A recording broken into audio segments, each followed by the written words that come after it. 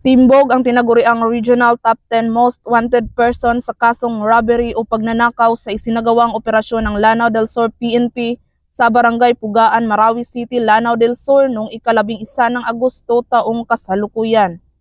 Kinilala ni Police Lieutenant Colonel Ariel Tehuesca, Regional Chief ng Criminal Investigation and Detection Group Regional Field Unit BAR, ang akusado na si alias Pepeng.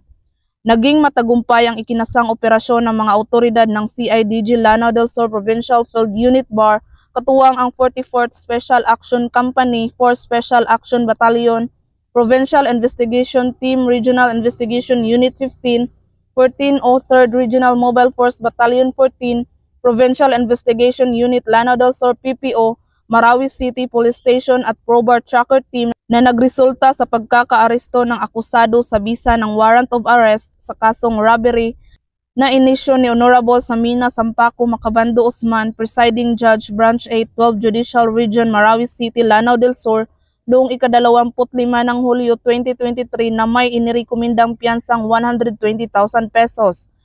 Kunin namin sa kasong robbery.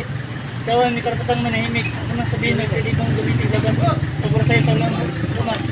Kaya may karapatang kumana ka rin ng abogado. Wala kang kakayahan, bibigyan ka ng gobyerno. Bukod dito, ang naarestong akusado ay nakatala rin bilang Top 10 Most Wanted Person sa Lanao del Sur Provincial Police Office.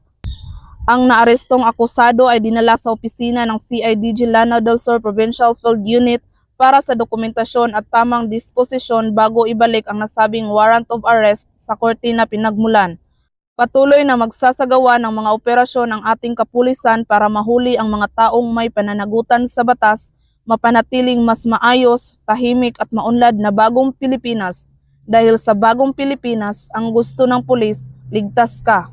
Mula dito sa reyon ng Bangsamoro, ako ang inyong PNN correspondent, Patrolwoman Maricris Algabre, alagad ng batas, tagataguyod ng Balitang Pulis.